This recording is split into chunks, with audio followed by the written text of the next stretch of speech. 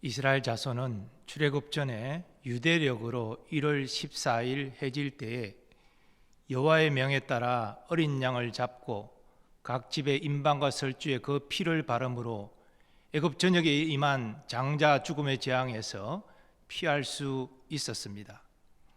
그리고 바로와 애굽인의 재촉에 따라서 1월 15일 다음 날 이스라엘 자손은 애굽을 떠나 광야로 나아갔습니다. 광야로 나아가 제사 드린다는 명목으로 허락받은 것이지만 모세는 그 길로 이스라엘을 출애굽시키려고 합니다. 홍해를 건너 이제 가나안 땅으로 나아가고자 합니다. 하지만 하나님께서 직접 곧바로 가나안 땅으로 이스라엘 자손을 인도하지 않으셨습니다. 먼저 하나님은 시내 광야로 저들을 인도하셨습니다.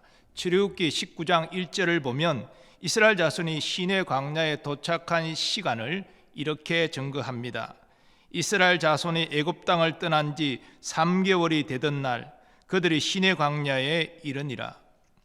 구약 히브리 성경을 헬라어로 번역한 70인역과 또 유대 전성은 이 3개월이 되던 날을 3월의 첫째 날로 이해합니다. 그러나 킹 제임스 영어 성경을 비롯한 각종 영어 성경은 이 3개월이 되던 날을 이스라엘이 출애굽 후 3개월째가 되는 날인 3월 15일로 번역합니다. 그리고 출애굽 제2년 2월 20일에 이스라엘 자손이 시내 광야를 떠나 가나안으로 갔기 때문에 이스라엘 자손이 시내 광야에 머문 시간은 영어 번역 성경을 통해서 볼 때 11개월하고 5일이 됩니다. 이 시간 동안 이스라엘 자손은 모세를 통하여 여호와 하나님과 언약을 맺었고 또 모세를 통하여 십계명을 비롯한 각종 율법을 받았습니다. 또 모세를 통하여 명하신 대로 부셀랄과 오홀리압을 중심으로 성막을 만들어 봉헌하였고 그리고 인구조사를 통해서 레위인들이 제사장을 도와 성막의 일을 감당하게 하였습니다.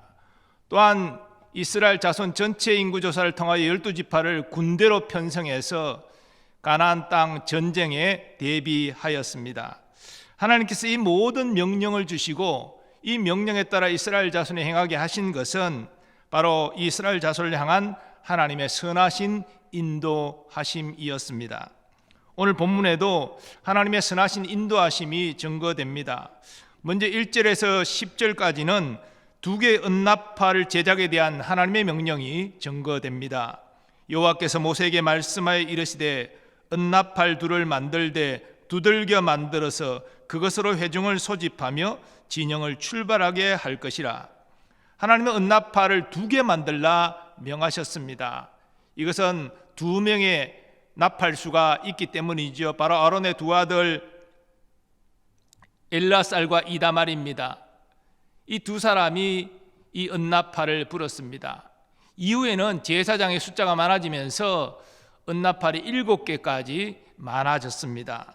그런데 하나님께서 시내 광야를 출발하여 가나안 땅으로 나아가고자 하는 이 시점에 왜 은나팔을 만들라 명하시는 것입니까? 시내 광야를 떠나 가나안 땅으로 나아가려고 하는 이스라엘 자손의 수를 보면 정확하게 장정만 60만 명이나 됩니다.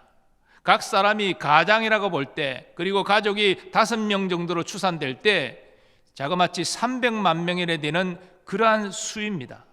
이 300만 명이나 되는 이 많은 수가 모세가 출발하자 멈추자 아무리 외친들 어찌 다 알아들을 수 있겠습니까? 조금 멀리 떨어져 있는 사람은 모세의 말을 들을 수 없습니다. 서로 대화하느라고 시끄러워서 그 외치는 소리를 듣지 못합니다. 그러나 은나팔 소리라면 300만 명의 이스라엘 자손일지라도 다 들을 수 있습니다.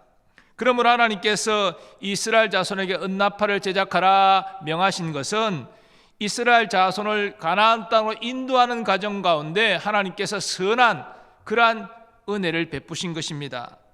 오늘 본문의 한글 번역으로는 나팔을 부는 방법을 구분할 수 없습니다.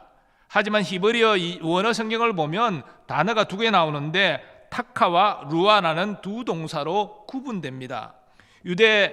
고대 유대 문헌에 따르면 타카는 나팔을 길게 부는 방식을 나타내고 루아는 짧게 부는 방식을 나타낸다고 합니다. 그리고 길게 부는 타카는 루아를 3번 부는 정도의 길이었다고 합니다. 그래서 두 가지 나팔 부는 소리를 이스라엘 자손은 완벽하게 구분할 수 있었습니다. 3절과 4절은 타카 방식으로 나팔을 길게 부는 경우입니다. 나팔 2개를 불 때에는 온 회중이 회막 문 앞에 모여서 4개로 나올 것이요, 하나만 불 때에는 이스라엘의 천부장된 지휘관들이 모여서 4개로 나올 것이며, 나팔을 하나 부느냐 2개 동시에 부느냐에 따라서 이 모집 대상이 달랐습니다마는 이 타카 방식은 길게 불되 소리를 크게 내지 않는 방식입니다. 반면에 5절과 6절은 출발 신호를 알리는 루아 방식으로 나팔을 짧고 크게 부는 방식입니다. 완전히 반대죠. 너희가 그것을 크게 불 때에는 동쪽 진영들이 행진할 것이며, 두 번째로 크게 불 때에는 남쪽 진영들이 행진할 것이라. 떠나려 할 때에는 나팔 소리를 크게 불 것이며. 이스라엘 자손은 짧고 크게 부는 이 은나팔 소리를 듣고 동, 남, 서, 북 진영 순서대로 행진을 시작하였습니다. 그런데 나팔 소리를 크게 부는 것은 적을 치러 나갈 때도 행하였습니다. 9절입니다. 또 너희 땅에서 너희가 자기를 압박하는 대적을 치러 나갈 때에는 나팔을 크게 불지니 그리하면 너희 하나님 여호와가 너희를 기억하고 너희를 너희의 대적에게서 구원하시리라. 여기 너희 땅에서라는 말이 나오는 것을 보면 이것은 가나안 땅을 차지한 이후에 적용될 규례임을 알 수 있습니다. 하나님께서 이 가나안 땅을 차지한 이후에 적군이 침입해 와서 그걸 맞서 싸우러 나갈 때도 나팔을 불라, 크게 불라, 그렇게 명하셨습니다. 왜 그렇습니까? 그 큰 나팔 소리를 하나님께서 들으시고 이스라엘 자손을 기억하셔서 대적으로부터 구원하여 주시겠다는 것입니다. 그러므로 이 싸움에 나갈 때 나팔을 크게 부는 것은 굉장히 중요한 일이었습니다. 또 하나님의 이스라엘 자손의 희락의 날과 정한 절기와 초하루에 번제와 화목제를 위하여 나팔을 불라 명하십니다. 이 방식은 길게 부는 타카 방식입니다. 그러면 하나님께서 이스라엘 자손을 기억하시고 그 번제와 화목제물을 기쁘게 받으시겠다는 것입니다. 또 너희의 희락의 날과 너희가 정한 절기와 초하루에는 번제물을 드리고 화목제물을 드리며 나팔을 불라. 그로 말미암아 너희 하나님 너희를 기억하시리니 나는 너희 하나님 여호와니라. 하나님의 이스라엘 자손을 구름기둥 불기둥으로 출애굽시키셔서 시내 광야로 인도하셨습니다. 그리고 이제 그곳에서 11개월 5일이 지난 이후에 이제 시내 광야를 출발하여 가나안 땅으로 인도하고자 하십니다. 그런데 이제 시내 광야에 도착할 때와 조금 달라진 것이 있는데, 첫째는 이스라엘 12지파 인구조사를 통하여 4진영으로 군대를 편성했습니다. 두 번째로 성막을 만들어서 성막을 봉헌했고 레위지파를 게르손과 머라리 자손으로 구분하여서 그 성막과 성물과 기구들을 분담하여 운반하게 했습니다. 그러므로 하나님께서 이 진영과 그리고 레위인들이 행진할 때 질서 있게 행진하도록 구분해서 나팔 소리가 필요했다는 것입니다. 뿐만 아니라 가나안 땅에 이르기까지 때로는 긴급한 회의를 위해서, 때로는 긴급한 공지를 위해서 지휘관들을 모으거나 백성을 모아야 되는데 그때도 나팔 소리가 필요했다는 것입니다. 그러므로 하나님께서 이스라엘 자손에게 은나팔을 제작하라, 이렇게 불라, 이렇게 말씀하신 것은 그들을 가나안 땅으로 인도하는 과정 가운데 하나님께서 세심하게 배려하신 것입니다. 그런데 말씀드린 대로 은나팔은 아무나 불 수 없고 오직 제사장만이 불 수 있습니다. 그것은 하나님의 준엄한 명령입니다. 그 나팔은 아론의 자손인 제사장들이 불지니 이는 너희 대대의 영원한 율례니라. 이 대대의 영원한 율례라는 것은 그만큼 중요한 일임을 강조하는 것입니다. 제사장이 부는 은나팔은 사실상 광야에서 이스라엘 자손을 인도하시는 하나님의 음성과도 같았습니다. 성경은 가나안 땅으로 이스라엘 자손을 인도하는 이 은나팔 소리가 예수님의 재림 시 하늘로부터 울릴 하나님의 나팔 소리를 예표한다라고 증거합니다. 바울은 이와 관련해서 이렇게 성령의 감동으로 말합니다. 주께서 호령과 천사장의 소리와 하나님의 나팔 소리로 친히 하늘로부터 강림하시리니 그리스도 안에서 죽은 자들이 먼저 일어나고 그 후에 우리 살아남은 자들도 그들과 함께 구름 속으로 끌어올려 공중에서 주를 영접하게 하시리니 그리하여 우리가 항상 주와 함께 있으리라. 예수님 재림하실 때에 천군 천사가 함께 움직이지만 하나님의 나팔 소리가 들린다는 것이죠. 그때 썩은 우리의 몸이 영광스러운 몸으로, 이 부활의 몸으로 일어나게 되고, 그리고 주님과 함께 낙원에 있던 우리의 영혼들이 그 육체와 결합해서 공중에서 주님을 영접하게 될 것이다. 이것을 지금 증거하고 있는 것입니다. 결국 하나님의 나팔 소리가 울릴 때 우리가 부활의 몸을 입고 새하늘과 새 땅에서 우리의 구원을 완성하는 것을 보게 된다는 것입니다. 마치 하나님이 약속하신 젖과 꿀이 흐르는 가나안 땅으로 그 은나팔 소리가 이스라엘 자손을 인도하였고 마침내 그 땅을 차지하게 한 것처럼 예수님 재림 시에 하나님의 나팔 소리를 듣는 우리가 이제 부활의 몸을 입고 새하늘과 새 땅을 차지하게 된다는 것입니다. 오늘 본문 11절 이하 말씀은 이스라엘 자손이 시내 광야를 출발해서 가나안 땅을 향하여 나아가는 것을 이렇게 증거합니다. 둘째 달 스무날에 구름이 정거의 성막에서 떠오르매 이스라엘 자손이 시내 광야에서 출발하여 자기 길을 가더니 바란 광야에 구름이 머무니라. 이 둘째 달 스무날, 이 둘째 해라는 것은 출애굽을 기점으로 해서 두 번째 해라는 의미입니다. 이스라엘 자손은 시내 광야에서 11개월 5일을 머문 후에 정거막에서 구름이 떠올라 움직이기 시작하므로 그 구름을 따라 행진하였습니다. 그렇게 행진하다가 첫 번째 구름이 멈추어서 진을 친 곳이 바란 광야다라고 증거합니다. 이 바란 광야에서 구름이 멈췄고 거기서 이스라엘 자손이 진을 쳤다는 말은 계속해서 가나안 땅 이르기까지 구름이 움직이면 같이 행진하고 구름이 멈추면 거기서 진을 쳐 머물고 이것을 계속해서 반복했다는 것을 알려줍니다. 바로 하나님 말씀에 순종했다는 것이지요. 그런데 이스라엘 자손이 시내 광야를 출발할 때 모습을 보면 민수기 2장에서 하나님이 명하신 대로 이스라엘 자손이 철저히 순종하고 있음을 확인하게 됩니다. 먼저 나팔 소리에 따라서 동쪽에 있는 유다 진영부터 출발합니다. 그 뒤로 레위 지파 게르손 자손과 머라리 자손이 명받은 대로 성막과 그 기물들을 챙겨서 운반하며 행진하였습니다.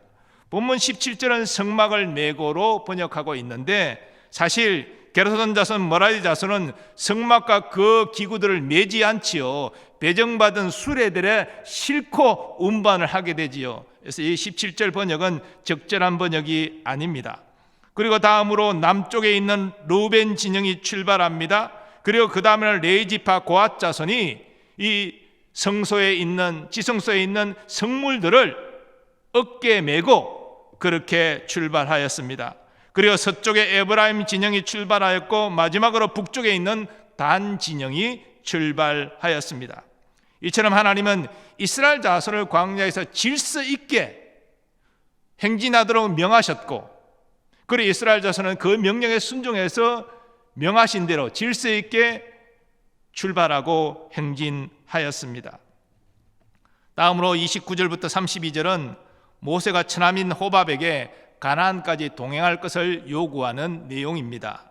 모세가 모세의 장인 미디안 사람 르우엘의 아들 호밥에게 이르되 여호와께서 주마하신 곳으로 우리가 행진하나니 우리와 동행하자. 그리하면 선대하리라. 여호와께서 이스라엘에게 복을 내리리라 하셨느니라. 모세의 처남 호밥은 아마 러우엘이 모세의 아내 십보라와 그 두 아들을 데리고 올 때 함께 동행했던 것 같습니다. 모세는 이 처남에게 하나님께서 우리에게 약속한 땅에 있으니까 우리가 같이 가면 너도 복을 받을 것이다. 우리가 동행하자. 이렇게 권면하였습니다. 왜냐하면 이스라엘 자손이 가나안 땅에 이르기까지 광야를 통과해야 되는데 호밥은 이 미디안 지역에서 생활 터전으로 하고 오랫동안 살았기 때문에 각종 지형과 광야의 특징들을 너무나 잘 안다는 것입니다. 그러면 호밥이 동행하면 우리가 광야를 지날 때 큰 도움이 될 것이다. 모세는 그렇게 판단한 것입니다. 그렇지만 호밥은 모세의 제안을 정중히 거절합니다. 나는 친족과 함께 살고 싶습니다. 거절한 것이죠. 하지만 모세는 다시 청합니다. 청하건대 우리를 떠나지 마소서. 당신은 우리가 광야에서 어떻게 진칠지를 아나니 우리의 눈이 되리이다. 우리와 동행하면 여호와께서 우리에게 복을 내리시는 대로 우리도 당신에게 행하리이다. 혹자는 모세가 광야에서 구름 기둥 불 기둥으로 이스라엘 자손을 인도하시는 하나님을 신뢰하지 않고 사람을 신뢰하고 의지했다라고 비판합니다. 하지만 본문의 내용을 그렇게 이해하는 것은 적절하지 않습니다. 오히려 하나님께서 광야길에 좋은 안내자인 호밥을 예비하셨다, 이렇게 보는 것이 적절합니다. 왜 이렇게 제가 말씀드리냐면 구름기둥 불기둥의 움직임은 이스라엘 자손이 어느 시점에 행진을 하고 어느 시점에 멈출지를 정하는 것입니다. 이스라엘 자손이 진을 치면서 유숙할 때 어떤 지형 속에서 어떤 것을 조심하고 어떤 것을 생각해서 어떻게 행하라, 이런 것들은 구름기둥이 불기둥이 가르쳐주지 않습니다. 그것은 그 지역을 잘 아는 호밥이 이스라엘 자손에게 도움을 줄 수 있다는 것입니다. 오늘 본문에서 호밥이 모세의 간청을 받아들였다라는 말씀은 증거되지 않습니다. 하지만 사사기 4장 11절 말씀을 보면 호밥의 후손들이 등장합니다. 모세의 장인 호밥의 자손 겐 사람 헤벨이 자기 족속을 떠나 게데스에 가까운 사난님 상수리나무 곁에 이르러 장막을 쳤더라. 여기 모세의 장인으로 번역된 이 단어는 처남으로도 번역 가능하고요, 사실상 처남으로 번역하는 것이 맞습니다. 이처럼 호밥의 자손인 겐 사람이 이스라엘 자손 가운데 거하였습니다. 이 말은 호밥이 모세의 청을 받아들여서 결국은 이스라엘 자손과 동행했다는 말이 되는 것입니다. 이처럼 모세의 처남 호밥도 하나님께서 이스라엘 자손을 가나안 땅으로 인도하시는데 예비한 하나님의 자원이었습니다. 이처럼 하나님은 이스라엘 자손이 진을 칠 때 어디에 진을 치고 무엇을 조심하고 무엇을 유의하고 무엇을 또한 준비해야 되는지 이런 것들을 세세히 가르칠 호밥을 예비하심으로 이스라엘 자손을 선하게 인도하셨습니다. 그런데 본문 33절은 여호와의 언약궤가 이스라엘 자손 선두에서 행하였음을 증거합니다.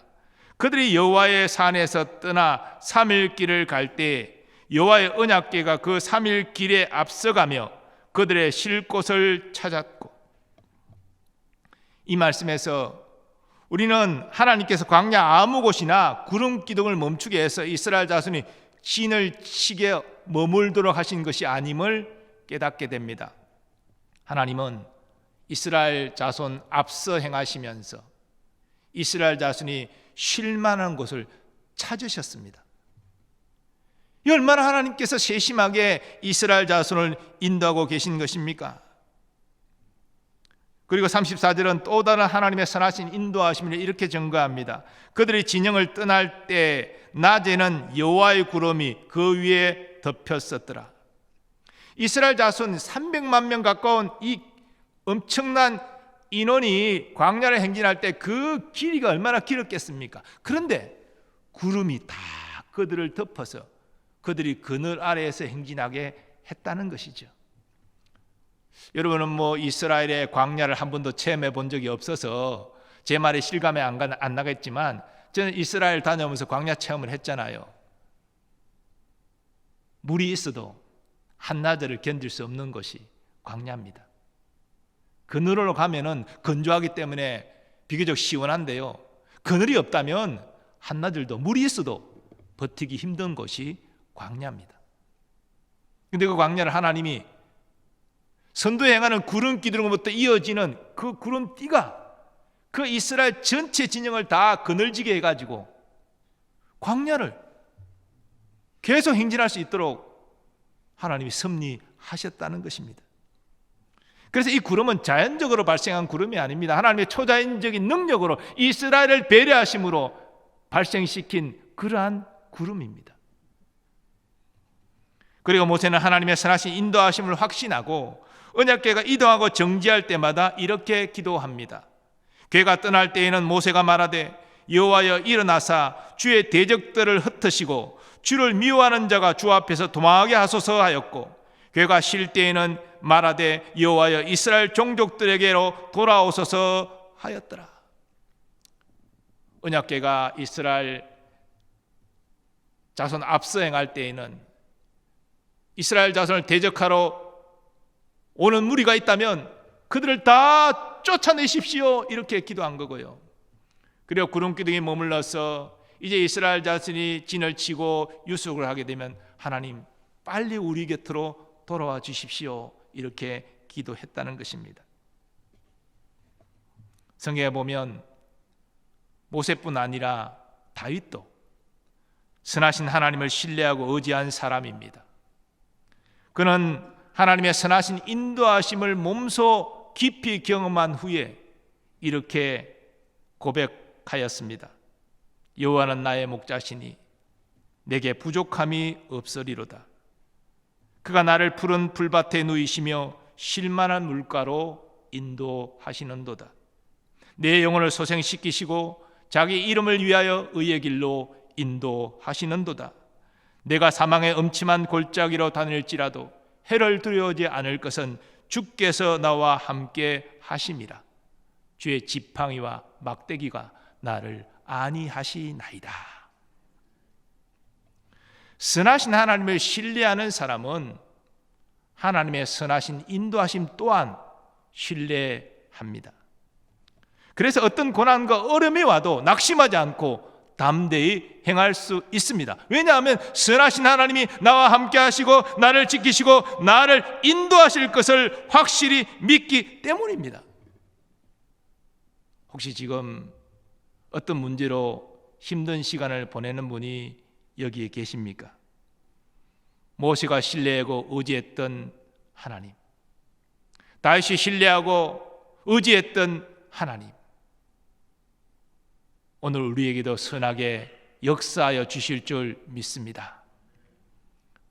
모세와 다윗이 신뢰하고 의지했던 선하신 하나님은 바울이 신뢰하고 의지했던 바로 그 하나님이십니다. 바울은 선하신 하나님을 신뢰하고 의지하고 많은 경험을 하였습니다. 그리고 로마서를 통해서 이렇게 담대히 믿음으로 선포합니다. 우리가 알거니와 하나님을 사랑하는 자, 곧 그의 뜻대로 부르심을 입은 자들에게는 모든 것이 합력하여 선을 이루느니라. 저는 이 신앙 고백이 참 대단하다 생각합니다. 이건 가장 신앙이 경지가 높아진 사람만이 할 수 있는 고백입니다. 바울은 모든 것이 합력하여 선을 이룬다고 고백합니다. 우리 생각에는요, 선을 이루는 것은요, 유익한 것, 내가 볼 때 좋은 것, 내게 나를 행복하게 하고 기분 좋게 하는 것, 이런 일들만이 선을 이룰 것 같잖아요. 근데 바울은 모든 것이라고 고백합니다. 나를 힘들게 하고 고통스럽게 하는 이 고난까지도 포함해서 하나님의 섭리 아래 있고, 선하신 하나님이 그 고난을 허락하시는 뜻도 선한 것이기 때문에 결국은 이 고난까지도 다 합력하여 선을 이루게 된다는 사실을 고백하고 있는 것입니다. 저도 저희 신앙생활과 목회 여정을 돌아보면 그런 것 같아요. 그때는 너무나 힘들고 어렵고 하나님 내게 왜 이러세요? 이건 아니잖아요. 그렇게 원망, 불평을 토로할 만한 그런 힘든 시간들을 보낼 때도 있었습니다. 근데 돌아서 지금 와서 생각해 보니까 그것까지도 나를 낮추시고 겸손케 하시고 하나님 바라보게 하시고 결국 합력하여 선을 이루시는 하나님의 인도하심의 과정이었구나. 그것을 고백할 수밖에 없습니다. 우리 인생에도 하나님 그렇게 역사하십니다. 문제는 내가 그 선하신 하나님을 신뢰하고 의지하느냐, 그 선하신 하나님을 신뢰하고 의지하면서 선하신 인도하심까지도 신뢰하고 의지하느냐, 이 믿음이 있느냐, 이게 중요한 건 아니겠습니까? 선하신 하나님을 신뢰하고 의지했던 한 사람의 고백이 있습니다. 선한 목자 되신 우리 주 항상 인도하시고 푸른 풀밭 좋은 곳에서 우리를 먹여주소서. 선한 목자 구세주여 항상 인도하소서. 선한 목자 구세주여 항상 인도하소서. 여호와 69장 1절 우리 같이 믿음을 고백을 담아서 한번 찬양해 보겠습니다.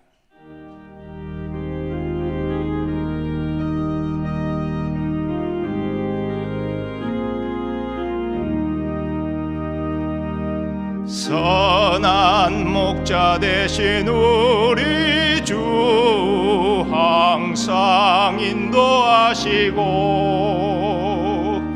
푸른 풀밭 좋은 곳에서 우리 먹여주소서. 선한 목자 구세주여 항상 인도하소서. 선한 목자 구세주여 항상 인도하소서.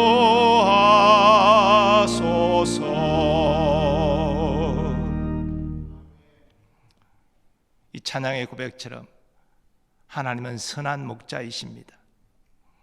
우리는 참으로 연약한 양과 같지 않습니까? 우리는 앞길도 제대로 보지 못하고 세상의 유혹에도 너무 쉽게 넘어지고 마귀의 공격에 백전백패할 수밖에 없는 연약한 존재입니다. 하지만 우리가 선한 목자 되신 주님을 신뢰하고 의지하면 주님께서 나와 함께 하십니다. 나를 보호하시고 나를 선한 길로 인도하십니다. 그 누구도 그 무엇도 주님의 선하신 인도하심을 막을 자 없습니다.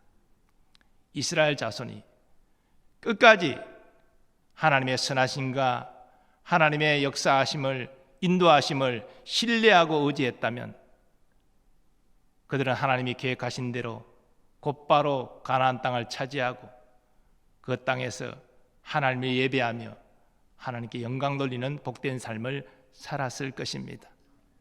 그러나 이어지는 내용을 통해서 확인하듯이 이스라엘 자손은 선하신 하나님을 신뢰하지 않았습니다. 선하신 하나님의 인도하심도 신뢰하지 않았습니다. 그래서 원망불평하던 자들이 다 광야에 쓰러져 죽고 출애굽 2세대가 가나안 땅으로 들어갈 수 있었습니다. 그러나 하나님의 선하심을, 하나님의 선하신 인도하심을 신뢰하고 확신했던 여호수아와 갈렙은 광야에 쓰러져 죽지 않고 가나안 땅 들어가 그 땅을 차지할 수 있었습니다. 오늘 우리는 어느 편에 서겠습니까? 내 삶에 여러 가지 어렵고 힘든 문제가 있다 할지라도 나는 선하신 하나님을 신뢰하고 의지합니다. 선하신 하나님의 인도하심 또한 신뢰하고 의지합니다. 이것이 우리 모두의 믿음이 고백이 되기를 간절히 소망합니다. 그럴 때 하나님께서 우리의 믿음을 통해서 우리의 의와 진리와 생명의 길로 선하게 인도하여 주실 것입니다. 이런 은혜가 우리 모두에게 있기를 간절히 소망합니다. 아버지 하나님, 선하신 하나님을 신뢰하고 의지하는 우리의 믿음을 통하여 우리를 의와 진리와 생명의 길로 인도하여 주시옵소서. 예수님의 존귀하신 이름으로 기원하옵나이다. 아멘.